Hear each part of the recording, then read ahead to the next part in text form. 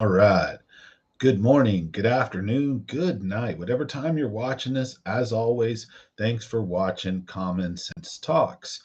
So today's video is going to be about Roe v. Wade, Tim Pool, Matt Walsh, the Daily Wire, Freedom Toons, Shamus Coglin, about them discussing my super chat about Tim Pool, actually talking about my super chat twice.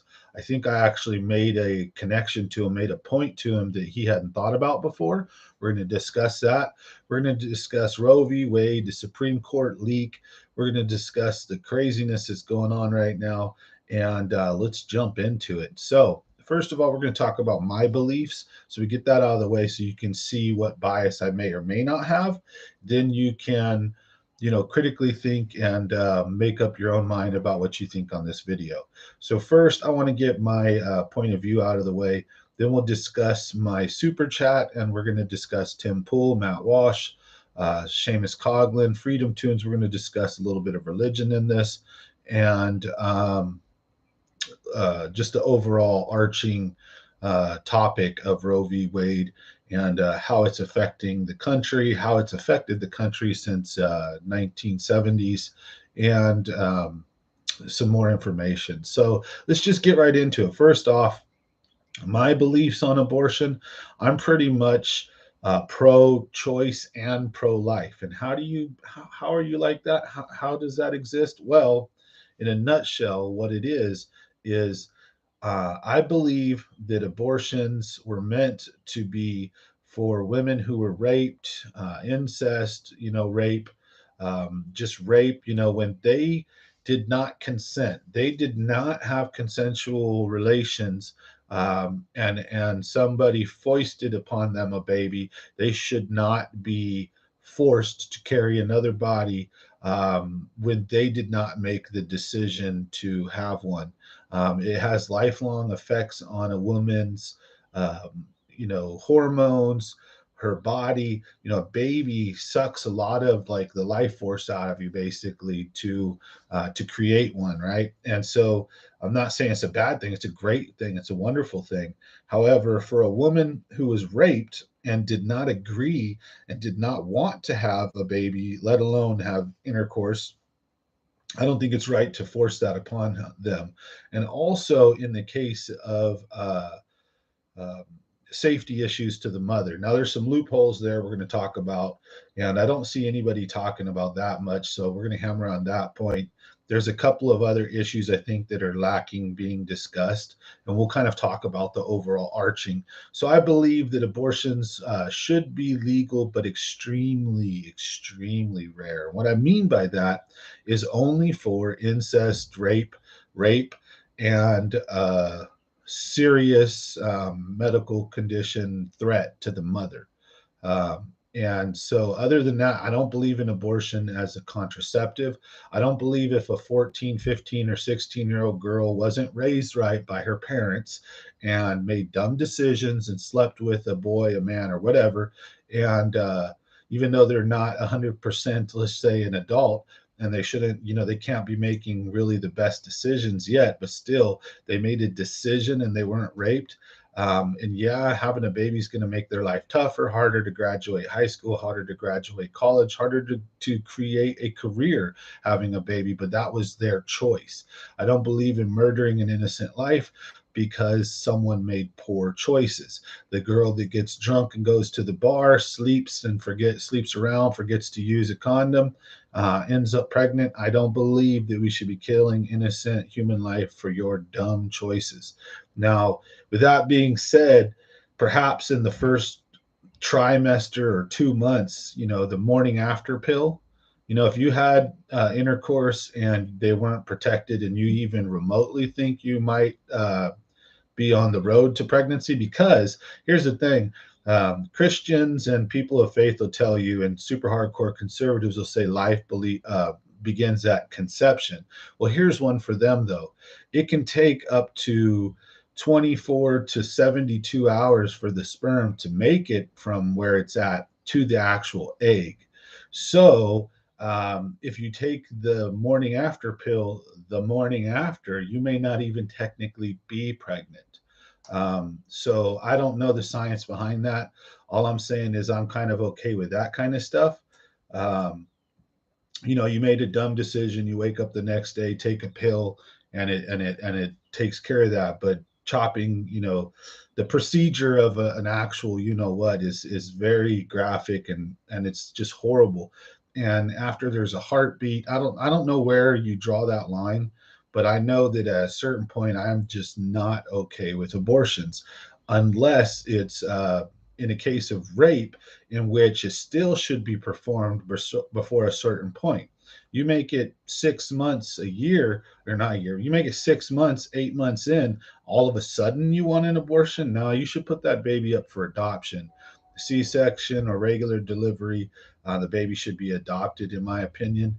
I don't think that you should be killing a baby at the last minute like that, no matter what the reason, except for severe medical harm to the mother, and we'll get into that. So I made a super chat on the Tim Pool show, and this is where we're going to talk about right here is Matt Walsh, who's hardcore conservative, Shamus Coglin from Freedom Toons, both great guys. I agree with a lot of what they say in a lot of different things in life, but I'm just not overly religious like that. So I don't have that moral.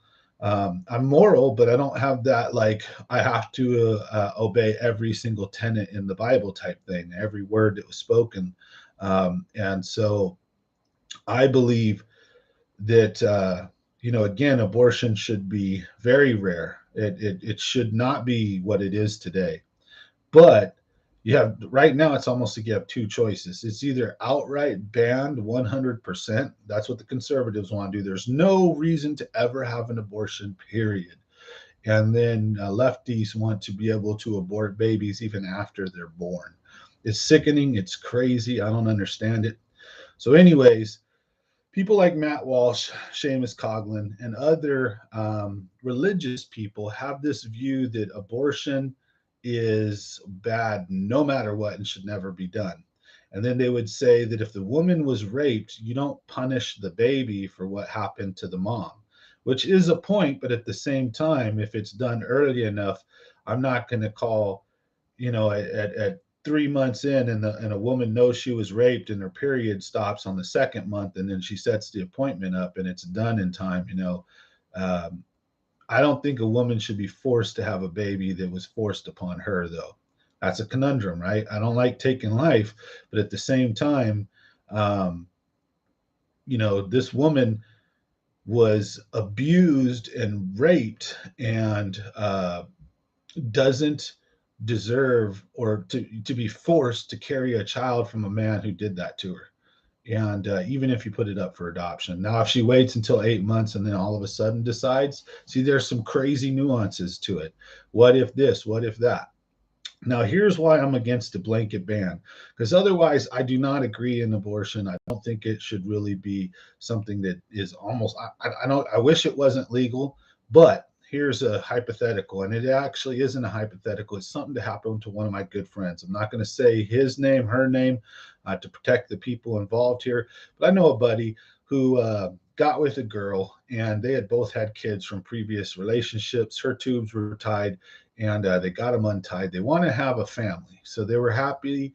They wanted to have this family, and they had a first kid. Everything turned out great, so they had their first child. And in the second child, she was pregnant a year or two later. And about 6 months in, when they went to go, I think, determine the sex of the baby, during one of the ultrasounds, they had found out that the baby had started becoming cancerous. The baby itself, not the mother. So this isn't one of them things where the mother needs chemo or has cancer, and the it's trying to save the baby. The thing is, the baby actually is cancer and could kill the mother. And the baby was alive, had a heartbeat, was still alive, but a huge portion of it was becoming cancerous. The cancer was spreading very rapidly, and it was spreading to the mother at that point. And the doctors had to do an emergency abortion, had to remove the baby, and had to clean out parts of the womb and clean out the mother because the cancer was starting to spread to her from the baby. And yes, the baby was actually still alive, but not viable. It wouldn't have been able to be born. It would have most likely died in the womb before the 9 months. And if it made it to birth, it wouldn't have made it through any kind of cancer treatments. And the cancer would have definitely spread to the mother by the time of delivery. So you wouldn't have had one death, you would have actually had two. And under conservative law, that woman would have been forced to die with her baby. Makes no sense. And Matt Walsh on Tim Pool's show said he's never seen it. And he said that there's never a medical reason to abort the baby. And I say he is absolutely wrong. I personally witnessed my friend and his wife go through that. Then they would say, well, maybe they could have gone in and, tried to remove the cancer from the baby. Maybe they could have done this or that. No, I'm really good friends with this guy, and the doctors were adamant that there was no saving the baby. Yes, the baby was still alive at that moment, but that the cancer was viciously spreading, and there was no way to go into the womb and remove it from the baby, separate it from the mother, clean it all out without 100% for sure terminating the baby. So it was a super horrible decision. So they had to abort the baby, get rid of it to save the mother's life. And this is 100% true and real. So if you have a blanket ban on abortion, people like that are going to suffer. Now, that's extremely rare. But you look at the flip side. What's the other side? The other side of the equation is just allow abortion unfettered, no restraints, like how California and Colorado and a bunch of other states want to allow women to literally be able to deliver a live baby and then discuss with the doctor what to do with it, meaning potentially killing a live baby because the mother doesn't want it instead of abortion. Now instead of adoption. And I'm sure the doctor would say, well, we can adopt, we can do this, we can do that. But they're still saying they want to have the right to be able to terminate a baby's life after it's out of the womb for up to so many days. And then they also want to be able to terminate the baby up until the moment it comes out. So literally like 9 months, 8 months pregnant, they want to be able to do abortions. And not just for medical reasons, but just because the mother doesn't want the baby. It's crazy. It's insane. That's sickening. Now, just like Tim Pool said, so Tim Pool brought this up, and he's in a very similar camp that I am, that we don't like it. We don't think that it should be done, barely ever. But we do feel that it should be a procedure that is extremely rare, but available to people who genuinely need it or deserve it. Rape victims, the baby has cancer, the mother has cancer. There should be instances where very rarely it could be approved, right? And then the flip side of the coin, the leftists, is they want to be able to terminate up until delivery. So you have no middle ground. Now, when you take something like that and you take people like me and Tim Pool and you force us to make a decision, just like him, I would agree. I would rather have a ban on abortions and have no abortions whatsoever than to have women running around killing their babies up to 9 months in because they just don't want to have them. And I believe it was 63 million or 63 billion babies have been aborted since Roe v. Wade in 1973, I believe it was. We're talking mass murder. If you believe that those are live humans, even though they're still in the womb, for example, if a woman's pregnant and you kill her, you get charged for double homicide because you killed her and the baby. So they want to have their cake and eat it too, right? So they want to say it's a life. If you find a little frog-like creature on Mars, with whatever kind of cells, a single cell organism, it's considered life, right? But yet a baby with a beating heartbeat and brain waves isn't considered life to the lefts until it's actually delivered. And even in then, they want to be able to terminate the baby after delivery. This is some insane beliefs. I don't know how we got this far left in such a short time. And you look at the Supreme Court leak. This has never happened in history. This is the first time. And you know that it was leaked for one of two reasons. It was either leaked because to show that this was going to be the court's decision, And if for some reason the court doesn't overturn it, they can say that the public swayed the Supreme Courts. But I believe that's a much less likelihood reason. I believe the much greater likelihood and reason that it was done is the lefties want to enrage and fire up their base to scare and intimidate the Supreme Court into changing and modifying their decision so that instead of it just coming out and it's law and now you have to deal with it, well, now it's been leaked. The country can get torn to shreds. The people can burn and scream and cry and torch the place down. And then the Supreme Court can and change their mind, right? Because it hasn't been codified into law yet. And so it's just sickening what's going on. Our countries and our country and our institutions are falling apart. The left has gone so insane that they literally talk about breaking up families, the nuclear family. They believe, the patriarchy, a family where the father is usually the breadwinner worker, guy that's usually in charge, but still, communicates, works with, and team with a wife who's usually the loving mother that stays home, watches the kids. And even in today's time, it's not 100% like that. But still, you got people like Antifa and BLM that literally state that their goals are to disrupt the nuclear family. They don't like mom and dads with kids. They want to have mom and moms with kids, dads and dads with kids. They want to have single moms with kids. But for some reason, a mother and a father with kids is bad to them. It makes absolutely no sense. They want to talk to kindergartners through fourth grades about butt sex, queer, trans. They talk about affirming their kids' gender. Well, if you know anything about psychology, one of the big means of thoughts from Sigmund Freud is at a certain age, all children, especially even boys, will play with their buttholes, will like play with their private parts, will wonder like what it is to be like the other sex. Why do I have a pee-pee that goes out and they have one that goes in? Wonder what's here, what's there. And there's an exploratory age or where kids are confused. And if you turn around and take a 5-year-old that says he wants to be a girl, and you actually affirm that, start putting them in dresses, that 5-year-old don't know any better. They really didn't want to be a girl. They were just inquisitive of like what it would be like maybe. And this is actually commonly known throughout psychology, but yet now the left is taking it and they're saying reaffirm your kids, so that when a little 5-year-old says, not just I want to play with dolls or something, fine, let them play with dolls. But when they say I want to be a girl, instead of talking to them, literally they want to just brainwash them. You are a girl, and convert them. So it's crazy how far things have moved in the last 20 years. Think about this. If you're a conservative or Republican, you probably very much disliked Obama. But when Obama came in 2008, he was actually against gay marriage.